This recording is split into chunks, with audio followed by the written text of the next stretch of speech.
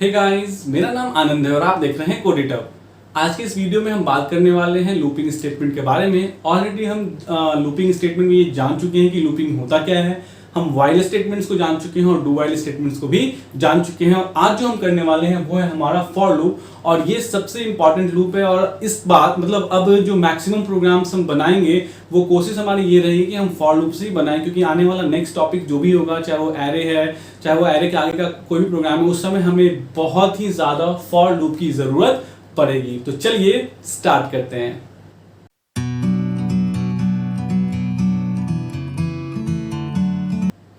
तो लूपिंग का जहां तक कंसर्न है, ऑलरेडी आपको पता है लूपिंग को ब्रॉडली 3 पार्ट्स में डिवाइड किया गया। मतलब 3 तरीके से आप लूप कर सकते हो। आप व्हाइल का यूज करके कर सकते हो, डू व्हाइल का यूज करके कर सकते हो, और फॉर का यूज करके आप लूपिंग कर सकते हो। यानी इन तीनों में से कोई भी लूपिंग आप यूज कर सकते हो। तीनों की अपनी अलग अलग सिग्निफिकेंस होती है। अब सिग्निफिकेंस क्या होता है, तो मैंने इन दोनों के बारे में ऑलरेडी बता दिया है आपको कि ये जो होता है हमारा व्हाइल और जो फॉर है, ये हमारा एंट्री कंट्रोल लूप है।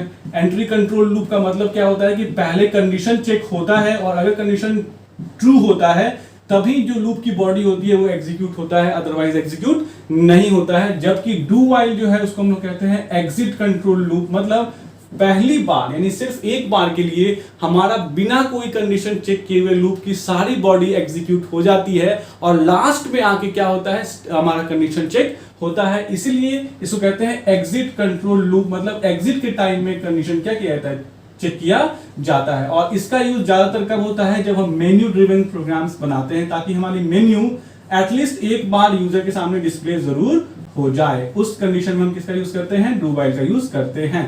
बाकी आप मैक्सिमम जो यूज करते हैं वो एंट्री कंट्रोल लूप यानी व्हाइल और फॉर को यूज करते हैं। तो फॉर क्या होता है, देखिए आखिर व्हाइल है तो फॉर की जरूरत क्यों है, क्योंकि व्हाइल एज अ बिगिनर, यानी कि आप अगर कोडिंग शुरू कर रहे हैं और लूपिंग में फर्स्ट टाइम आ रहे हैं, तो एज अ बिगिनर आपके लिए व्हाइल बहुत ही अच्छा है।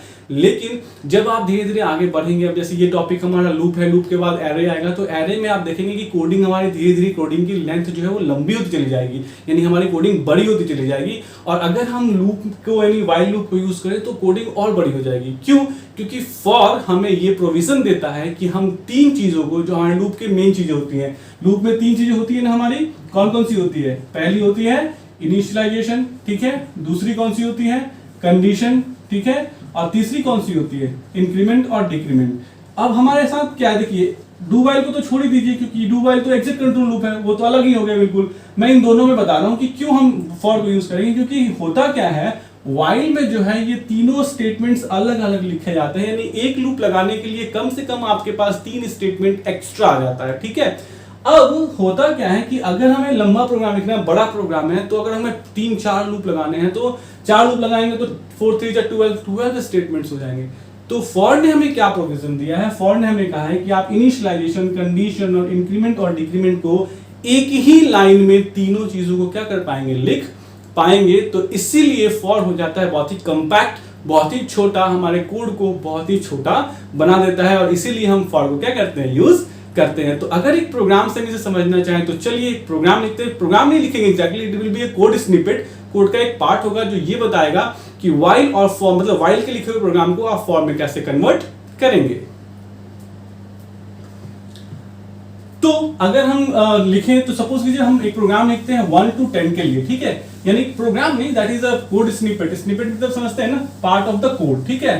तो मान लीजिए मैं यहाँ एक प्रोग्राम लिखता हूँ व्हाइल से, प्रोग्राम बार बार मैं बोल दे रहा हूँ, आप स्निपेट ही समझिएगा, ठीक है, और एक लिखता हूँ उसी को कन्वर्ट करूंगा फॉर में। अब इसे मान लीजिए हमारा है 1 to 10 का प्रोग्राम, यानी हमें 1 to 10 प्रिंट करना है सपोज कीजिए। तो अगर आप व्हाइल पे लिखते हैं तो क्या लिखेंगे, आई को आप 1 पे सेट करेंगे, ठीक है, फिर यहाँ लूप लगाएंगे व्हाइल जब तक कि I is less than equal to क्या 10, और फिर आप ये खोलेंगे और यहाँ लिखेंगे क्या, system dot out dot println, किसकी वैल्यू, आई की वैल्यू को आप प्रिंट करेंगे, ठीक है, और फिर आई की वैल्यू को 1 से बढ़ाएंगे, I equal to I plus 1, और ये हो गया 1। ये कोड है 1 to 10 प्रिंट करने का, सिर्फ लॉजिक अगर आप किसके जरिए लिखते हैं, व्हाइल स्टेटमेंट के जरिए लिखते हैं। अब आता है इसी चीज को फॉर के जरिए लिखेंगे तो क्या होगा, तो देखिए फॉर कहता है, यहां देखिए बात समझने वाली है, ये सेक्शन क्या है, इनिशियलाइजेशन, ये सेक्शन क्या है हमारा, कंडीशन, और ये सेक्शन क्या है हमारा, इंक्रीमेंट। यानी कि इन तीनों को अलग अलग लिखना पड़ा, जबकि फॉर में जैसे ही आएंगे तो फॉर का हमारा यही सिंटैक्स होता है। पहले मैं सिंटैक्स लिख दूं, फॉर यहाँ पे आपको सबसे पहले देना होता है इनिशियलाइजेशन, ठीक है, फिर यहाँ देना होता है कंडीशन, और फिर यहाँ देना होता है इंक्रीमेंट और डिक्रीमेंट। मतलब एक ही लाइन में तीनों चीजें, इनिशियलाइजेशन दीजिए, सेमीकोलन दीजिए, कंडीशन दीजिए, सेमीकोलन दीजिए, इंक्रीमेंट और डिक्रीमेंट दीजिए, ब्रैकेट बंद कीजिए, और यहाँ ये ओपन कीजिए और यहाँ ये क्लोज कीजिए, और इसके बीच में जितने भी स्टेटमेंट्स आपको लिखने हैं वो स्टेटमेंट्स लिख दीजिए। और अगर आपको ऐसे पता ही होगा कि एक स्टेटमेंट अगर सिर्फ है तो इस कर्ली ब्रेसेस की जरूरत नहीं है। क्यों? क्योंकि किसी भी कंट्रोल स्टेटमेंट के साथ अगर आप कर्ली ब्रेसेस ओपन और क्लोज नहीं करते हैं तो उसके बाद का सिर्फ एक स्टेटमेंट उसके साथ माना जाता है, ठीक है। कंपाइलर खुद ब खुद उस लूप के बाद के ठीक एक स्टेटमेंट को अपने साथ मानता है। अब क्वेश्चन क्या है कि ये तो आपने लिख लिया, अब इस कोड इस सिंटैक्स को, ये है आपका सिंटैक्स, इस सिंटैक्स को हम फॉलो करें और इस कोड को लिखें तो देखिए आपको क्या लिखना होगा, ये कोड कन्वर्ट हो जाएगा फॉर, ब्रैकेट में डालिए इनिशियलाइजेशन, तो इनिशियलाइजेशन कितना है i इक्वल टू 1, ठीक है, सेमीकोलन, कंडीशन क्या है i less than equal to 10, ठीक है। अब क्या है, इंक्रीमेंट और डिक्रीमेंट क्या है, i equal to i plus 1, तो तीनों को आपने एक लाइन में लिख दिया। तो जब ये लिख ही दिया, ये लिख ही दिया और ये लिख ही दिया तो बचता क्या है, सिर्फ एक स्टेटमेंट आपका बचता है, system dot out dot println क्या आई। तो आप यहाँ पे बस यहाँ क्या लिख दीजिए, system dot out dot println, क्या प्रिंट कर दीजिए, आई को प्रिंट कर दीजिए। आपको कर्ली ब्रेसेस ओपन और क्लोज करने की जरूरत इसलिए नहीं है क्योंकि सिर्फ एक स्टेटमेंट है। तो आप इतने होशियार हो चुके हैं कि आप इस चीज को समझ गए हैं कि अगर सिर्फ एक स्टेटमेंट किसी लूप के साथ है तो आपको कर्ली ब्रेसेस ओपन और क्लोज करने की जरूरत नहीं पड़ती है, ठीक है। ये देखिए कितने लाइन का कोड है, ये है 2 लाइन का कोड, और ये 1 2 3 4 5 6 लाइन का कोड। तो अगर किसी प्रोग्राम में आगे चल के हम पढ़ेंगे जिसमें ऐसे प्रोग्राम मिलेंगे जिसमें 4 4 5 5 10 10 जो है वो लूपिंग लगेंगे, तो क्या आप इसको यूज कीजिएगा? नहीं, ऑब्वियस सी बात है, कंपैक्ट आपको ये मिल गया।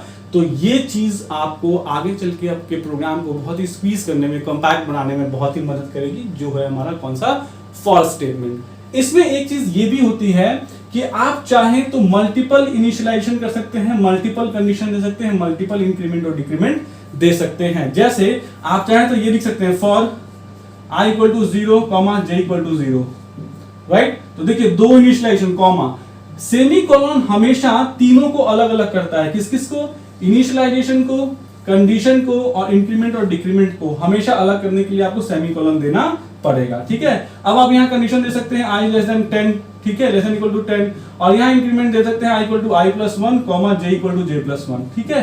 तो इस तरीके से भी आप फॉर को क्या कर सकते हैं, बना सकते हैं। यहाँ पे कंडीशन भी आप मल्टीपल दे सकते थे, ठीक है, एंड के साथ, लेकिन कंडीशन को, मल्टीपल कंडीशन को आपको एंड के साथ जोड़ना होता है, ये आप याद रखिएगा, तो एंड के साथ या तो और के साथ जोड़ते हैं, ठीक है। तो मतलब क्या हुआ कि आप पूरे के पूरे व्हाइल को बहुत ही कम स्पेस में, बहुत ही कम लाइन में फॉर में कन्वर्ट कर सकते हैं, और इसीलिए हम फॉर को यूज करते हैं। एक मैंने प्रोग्राम बता भी आपको दिया। एक इसमें चीज और मैं बताना चाहूंगा, वो ये बताना चाहूंगा कि सपोज कीजिए, जैसे मान लीजिए मैं कहता हूं, क्या आपको एक प्रोग्राम और समझाता हूं मैं। एक प्रोग्राम ऐसा भी आ सकता है जिसमें इनिशियलाइजेशन यूजर ने दिया, ठीक है। मान लीजिए कि मैं कहता हूं क्या कि आपको जो है एक प्रोग्राम है जिसमें सपोज कीजिए कि यूजर वैल्यू देता है, उस वैल्यू पे हमें काम करना है। जैसे अगर आपने मेरी सारी वीडियोस देखी हैं तो रिवर्स का तो आपने देखा ही होगा प्रोग्राम, ठीक है। तो रिवर्स में क्या होता है, जो हमारा n होता है वो n जो है वो क्या देता है, यूजर देता है ना। यूजर से मान लीजिए जो भी वैल्यू आप लेते हैं वो यूजर से देता है, वो यूजर वैल्यू है, ठीक है। अब जो ये यूजर वैल्यू है तो हम लूप क्या लगाते हैं, तो हम लिखते हैं क्या, while, ठीक है, n इज ग्रेटर देन 0, ठीक है। और फिर आप लिखते हैं क्या, reverse equal to reverse into 10, ये रिवर्स की लॉजिक है, प्लस n मॉडुलस 10, ठीक है। और फिर आप लिखते हैं n equal to n by 10।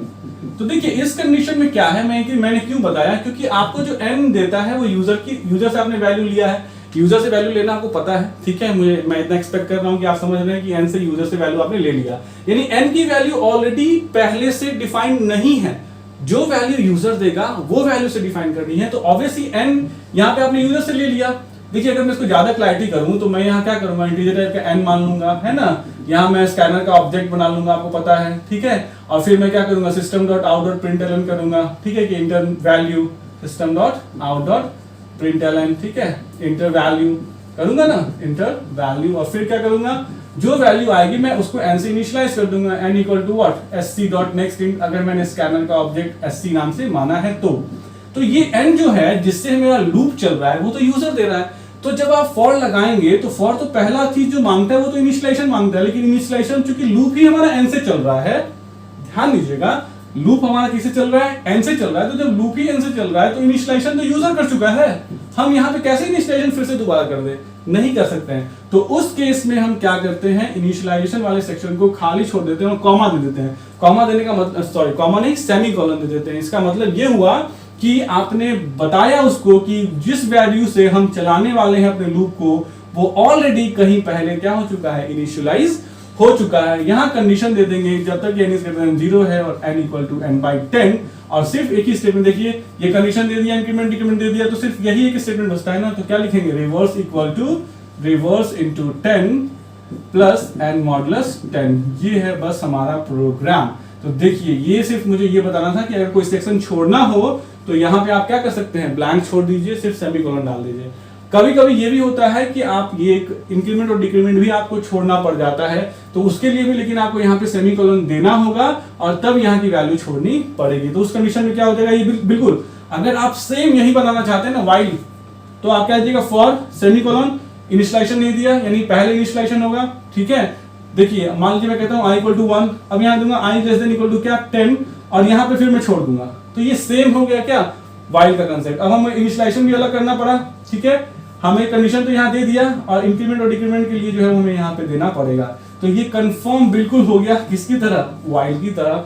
हालांकि इसका यूज नहीं होता है, लेकिन जानिए कि ऐसे भी कंडीशंस आ सकते हैं जिसमें हम इनिशियलाइजेशन सेक्शन को छोड़ दें और हम अपने इंक्रीमेंट और डिक्रीमेंट वाले सेक्शन को भी छोड़ दें। तो ये होता है हमारा फॉर लूप, हर चीज फॉर लूप के बारे में, और इसको हम लोग ज्यादातर अब यूज करेंगे अपने आने वाली प्रोग्रामिंग्स में। तो आई होप आपको समझ में आ गया होगा कि फॉर लूप क्या होता है और कैसे वाइल के सारे प्रोग्राम्स को आप फॉर में कन्वर्ट करेंगे। तो अगर आपको मेरी वीडियो पसंद आई है तो प्लीज लाइक, सब्सक्राइब और शेयर कीजिए। Thanks for watching the video, thanks.